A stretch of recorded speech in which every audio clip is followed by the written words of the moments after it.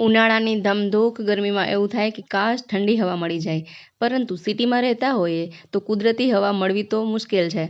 તો આપણે એસીનો ઉપયોગ કરતા હોઈએ છીએ, પરંતુ એસી દરેક માટે અફોર્ડેબલ નથી હોતું અને એસી મૂવેબલ ના હોય તો આપણે દરેક જગ્યાએ તેને ખસેડી પણ નથી શકતા. તો આજના વિડીયોમાં આપણે એ આઈડિયા શીખવાના છીએ કે આ રીતનું જે પ્લાસ્ટિકનું ડ્રમ હોય તેમાંથી પણ તમે એસીથી પણ ઠંડી હવા મેળવી શકો છો અને દરેક જગ્યાએ તેને આપણે ફેરવી પણ શકીએ છીએ. ઘરના દરેક ખૂણામાં તમે તેને રાખી પણ શકો છો. તો ચાલો શરૂ કરીએ વિડીયો. જોઈએ કે આ ડ્રમમાંથી આપણે એસી જેવી કુલિંગ હવા કઈ રીતે મેળવી શકીએ છીએ. તો તેના માટે જે આ ડ્રમનું ઢાંકણ હોય તે લઈશું અને તેને આ રીતે ડ્રમ પર રાખી અને રાઉન્ડ શેપ દોરીશું. આ રીતે માર્કરથી આપણે રાઉન્ડ શેપ દોરી લેવાનો છે.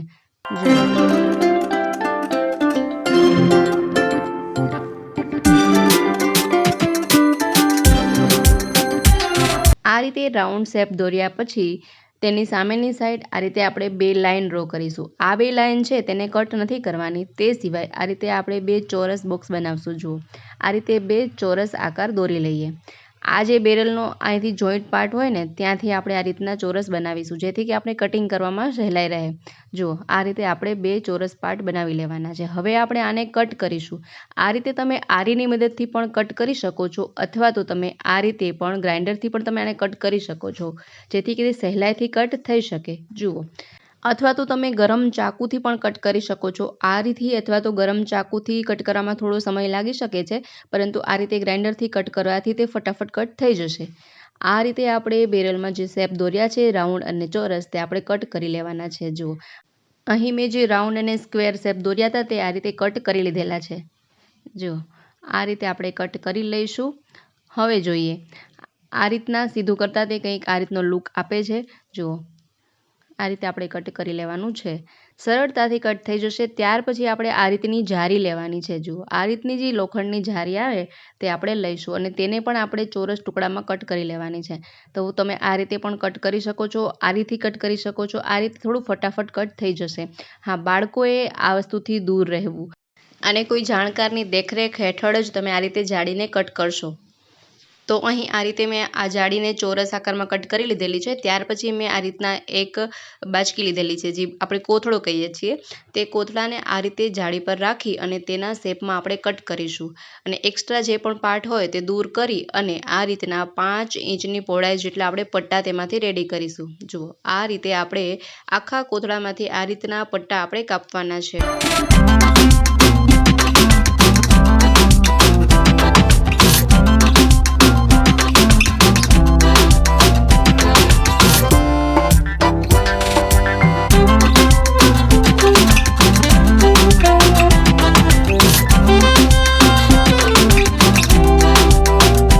તો અહીં મેં આ રીતે કોથળામાંથી દરેક પટ્ટા કાપી લીધેલા છે. ત્યાર પછી ફરીથી આપણે જાળી લઈએ અને આ દરેક પટ્ટાને તેના પર આ રીતે આપણે ગોઠવવાના છે. જુઓ, એક પછી એક દરેક પટ્ટાને આપણે આ રીતે રાખી દઈએ જાળી પર. ત્યાર પછી એક્સ્ટ્રા જે પણ કોથળાનો ભાગ વધે છે તે આપણે આ રીતે કાતરથી કાપી નાખીએ. તમે અહીં કોથળાની જગ્યાએ સૂકું ઘાસ પણ લઈ શકો છો, પણ ઘાસ દરેક માટે અફોર્ડેબલ ન હોય તો આ રીતના કોથળાનો પણ તમે ઉપયોગ કરી શકો છો. ત્યાર પછી આપણે સોય દોરો લઈશું અને સોય દોરાથી આ રીતે આપણે કોથળાને સીવી લઈશું. જુઓ, જેથી કે આ જાળીમાં જે આ કોથળો છે તે સારી રીતે અટેચ થઈ જાય અને નીકળે નહીં.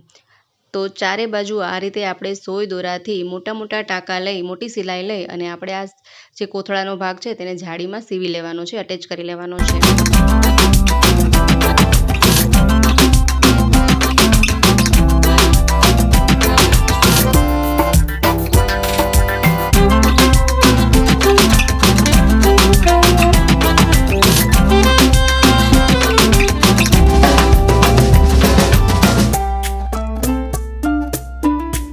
તો જુઓ, અહીં મેં મોટી મોટી સિલાઈ કરી લીધેલી છે. હાથેથી આ રીતે આપણે સિલાઈ કરી લેવાની છે. કોથળાને આ રીતે આમાં અટેચ કરી દેવાનું છે.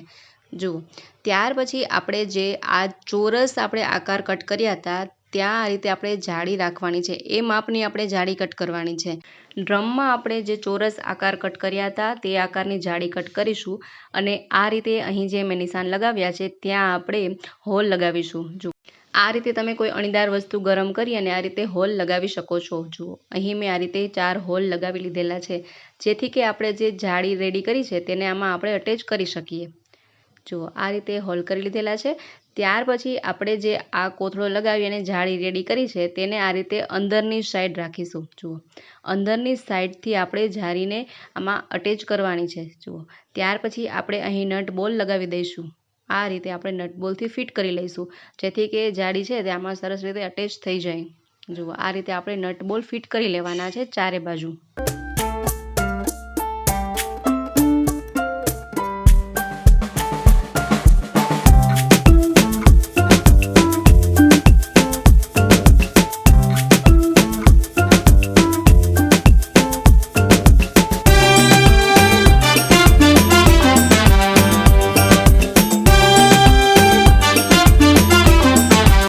તો જુઓ અહીં મેં આ જાળીને આમાં અટેચ કરી દીધેલી છે.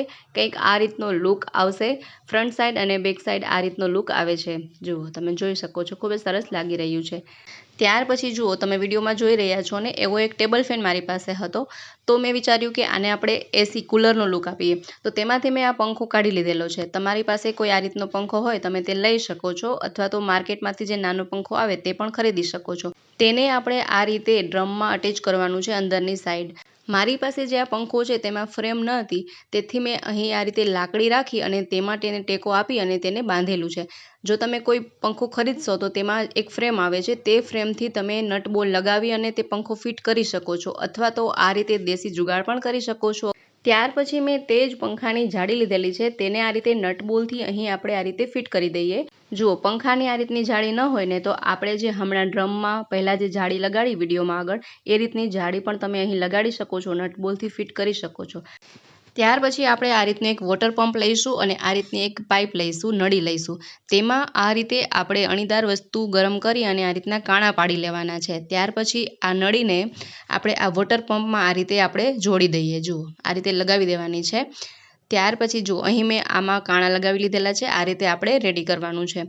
ત્યાર પછી આપણે આ જે ડ્રમ છે તેમાં આ વોટર પંપને આપણે નીચેની સાઈડ રાખી દઈએ. જુઓ આ રીતે.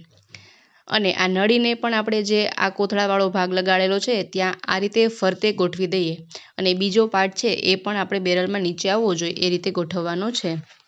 આ રીતે આપણે આ પાઇપને ગોઠવી દેવાનું છે. જુઓ કારણ કે કુલિંગ એર માટે આપણે આમાં પાણી ભરીશું, જેથી કે આ પાઇપ દ્વારા તે પાણી આમાં હેરફેર થઈ શકે. જુઓ આ રીતે આપણે આ નળીને આમાં ગોઠવી લેવાની છે. જુઓ તમે આ રીતે રાખી શકો છો. આ પાણી જે છે પંખા પર ન ઉડે તે માટે મેં કાણાવાળો ભાગ છે તે આઉટ સાઈડમાં રાખેલો છે. ત્યાર પછી આ રીતે જે જાળીમાં થોડી જગ્યા હોય તેમાંથી આપણે પ્લગ બહાર કાઢી લઈએ અને ત્યાર પછી આમાં આપણે પાણી રેડીશું. જુઓ ડ્રમના નીચેના ભાગમાં આ રીતે આપણે પાણી રેડીશું. આ રીતે પાણી ભરી લેવાનું છે. વધારે ઠંડી હવા માટે તમે આમાં બરફ પણ નાખી શકો છો. જુઓ આ રીતે આપણે બધું જ રેડી કરી લેવાનું છે. ત્યાર પછી આ ડ્રમનું જે ઢાંકણ છે તેને આ રીતે આપણે બંધ કરી દઈએ, ઢાંકી દઈએ. જુઓ ત્યાર પછી આપણે જોઈએ કે આ કઈ રીતનું કામ કરે છે, કેટલું કુલિંગ આપે છે. જુઓ આ રીતે આપણે ઓન કરવાથી ખૂબ જ સરસ આમાં ઠંડો પવન આવે છે અને ખૂબ જ સરસ એવું કુલિંગ એર ફેંકે છે. તો જુઓ તમે જોઈ શકો છો, આપણે આ દેશી જુગાડથી, દેશી વસ્તુઓથી પણ આપણે એર કુલર બનાવેલું છે. પંખાની જાળીમાં તમે કલર પણ કરી શકો છો અથવા તો પંખો બદલાવી પણ શકો છો. જુઓ તો આશા રાખું છું આ આઈડિયા તમને ખૂબ જ પસંદ આવ્યો હશે. વિડીયો પસંદ આવ્યો હોય તો વિડીયોને લાઇક કરો, શેર કરો, તેમજ અમારી ચેનલ પર નવા હોય, પહેલીવાર ચેનલ પર વિઝિટ કરી રહ્યા હોય તો ચેનલને સબસ્ક્રાઇબ જરૂરથી કરજો. ફરી મળીએ નવા વિડીયોમાં નવા જ આઈડિયા સાથે. ત્યાં સુધી જોતા રહો અમારી ચેનલ બી ક્રિએટિવ.